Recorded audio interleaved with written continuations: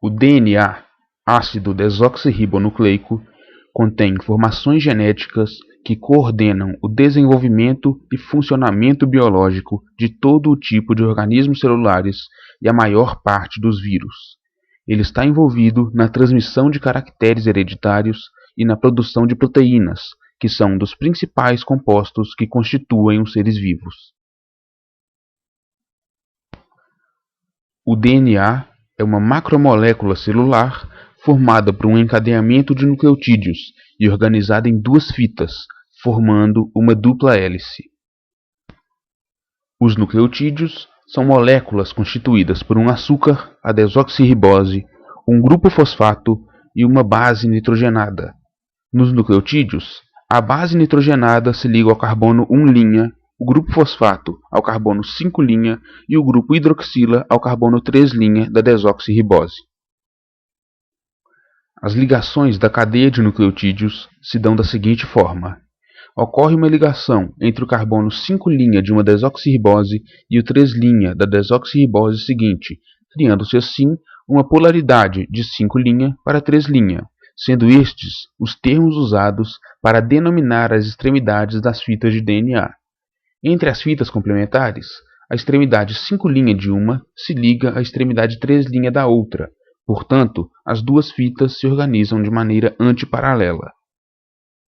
As bases nitrogenadas podem ser de dois tipos: as purinas, a adenina e a guanina, e as pirimidinas, que são a citosina e a timina. Estas bases nitrogenadas se localizam no interior da hélice e se ligam por pontes de hidrogênio. Os nucleotídeos se arranjam por complementaridade entre as bases. Se há uma guanina de um lado da fita, ela estará realizando 3 ligações de hidrogênio com uma citosina que se encontra do outro lado da fita. Da mesma maneira, uma adenina sempre se liga a uma timina do outro lado da fita, mas neste caso, realizando 2 ligações de hidrogênio. Os segmentos de DNA que contêm a informação genética são denominados genes.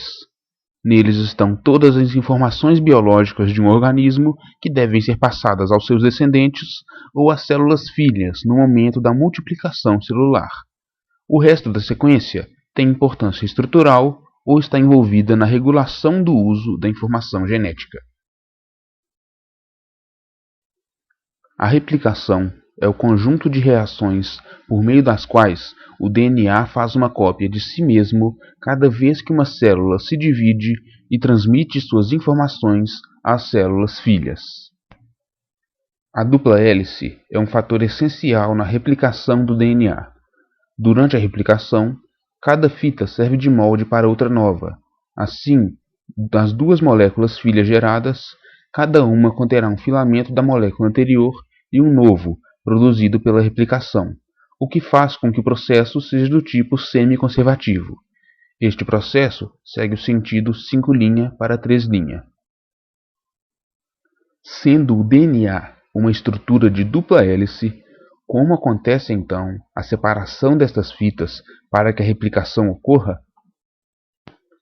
Este é um processo realizado pela helicase, uma enzima que se liga à molécula de DNA e rompe as pontes de hidrogênio, deseliquidizando a dupla hélice. Desta forma, os nucleotídeos de cada fita ficam expostos e passamos a ter 2 fitas simples. Este espaço aberto é denominado forquilha de replicação. Nos nucleotídeos agora expostos, se ligam proteínas que impedem que a fita se feche novamente. Após o processo de deseliquidização, o DNA já está pronto para ser replicado. E a enzima responsável por este processo é a DNA polimerase 3, que vai adicionar os nucleotídeos complementares à fita molde, formando a nova fita. As bases adicionadas seguirão a regra da complementaridade. Onde se tem adenina, adiciona-se timina, e onde se tem guanina, adiciona-se citosina, e vice-versa. A adição das bases seguirá o sentido 5' para 3', sendo que este sentido deve ser observado na fita que está sendo formada. Assim, a DNA polimerase 3 irá deslizar pela fita molde no sentido 3' para 5'. Outro ponto importante é que a DNA polimerase não consegue iniciar a produção de uma fita dupla. Ela somente continua a adição dos nucleotídeos a partir de um ponto de fita dupla seguido de um ponto de fita simples. Assim, necessitamos da enzima primase, uma enzima cuja função é se ligar na fita simples de DNA e sintetizar uma sequência pequena de RNA complementar, denominada primer, que tem de 8 a 12 nucleotídeos. Após a formação dos primers, a DNA polimerase 3 irá se ligar a este filamento, agora de fita dupla, e iniciará a replicação. Esta região na qual ela se liga é denominada ponto de origem. Quando a DNA polimerase 3 chegar ao final da forquilha, a helicase mais uma vez irá quebrar as pontes de hidrogênio na região e abrirá espaço para que a DNA polimerase 3 continue funcionando. Este processo se repetirá até o fim da fita molde, sendo este trecho da fita denominado filamento contínuo. No espaço antes do ponto de origem, entra em ação mais uma vez a primase, que adicionará novos primers no início da forquilha. Assim, a DNA polimerase 3 completará o espaço entre este novo primer e o anterior, mas não ligará os dois.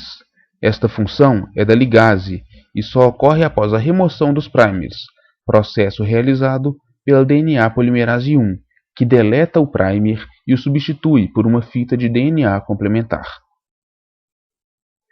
Estes fragmentos entre os dois primers são denominados fragmentos de Okazaki e possuem em torno de 1000 a 2000 nucleotídeos, e esta outra parte da fita é denominada filamento descontínuo.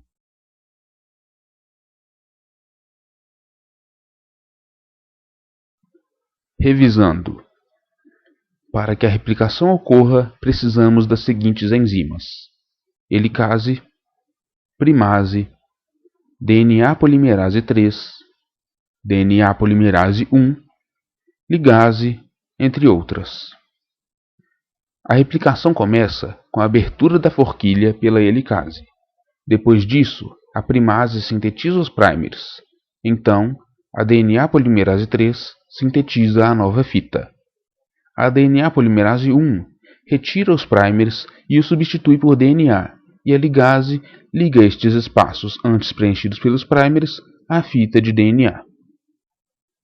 Mas como a DNA polimerase 3 só atua no sentido 3' para 5', o espaço anterior ao ponto de origem e que tem orientação 5' para 3', terá vários primers e fragmentos de Okazaki, e será o filamento descontínuo, enquanto o filamento que é sintetizado continuadamente é o filamento contínuo, lembrando que cada fita é composta por ambos os filamentos. Mutação é a alteração da informação gênica. Pode ocorrer na sequência de nucleotídeos do DNA, mutação gênica, ou na estrutura dos cromossomos, mutação cromossômica.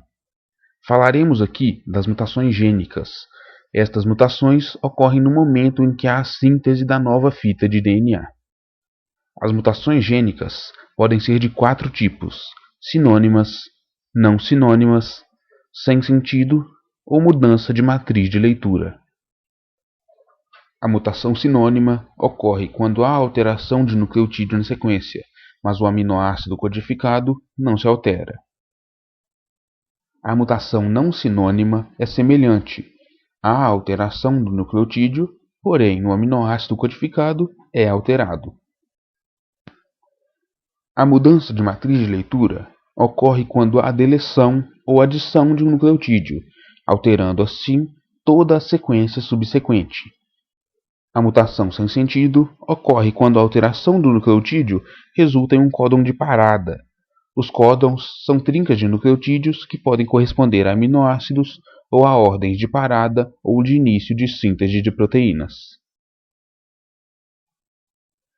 Um exemplo de mutação gênica é a anemia falciforme, em que há a modificação de um nucleotídeo, resultando na troca do aminoácido ácido glutâmico, codificado pelo códon GAG, pela valina, codificada pelo códon GTG.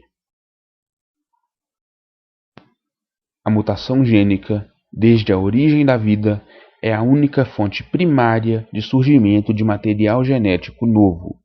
é resultado de alteração na estrutura do DNA e será passada aos descendentes se ela ocorrer em células germinativas.